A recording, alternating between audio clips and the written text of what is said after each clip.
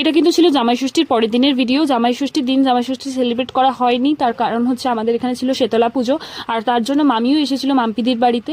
তো আর মামির বাড়িতে এবার জামাই ষষ্ঠীটা তাই করা হয়নি, মাম্পিদির বাড়িতেই করা হয়েছিল। তো এখানে কিন্তু মাম্পিদি রান্না করেছে প্রত্যেকটা রান্না, আর মাম্পিদি কিন্তু এখানে মাছটা করতে বসিয়ে দিয়েছে, আর প্রত্যেকটা রান্নাই কিন্তু খুব সুন্দর হয়েছিল।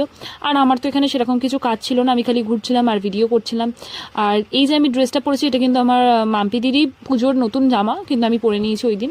আর এখানে যে আকাশ মেঘলা করে এসছে আর এত যে বৃষ্টি হচ্ছে সেটা বোঝাই যাচ্ছে না যতক্ষণ না এই পুকুরের দিকে তাকানো যাচ্ছে। পুকুরটা দেখেই একমাত্র বোঝা যাচ্ছে যে প্রচুর জোরে বৃষ্টি হচ্ছে। তো আজকে তো জামাইরা জমিয়ে খেতে পারবে ঠান্ডা ঠান্ডা ওয়েদারে।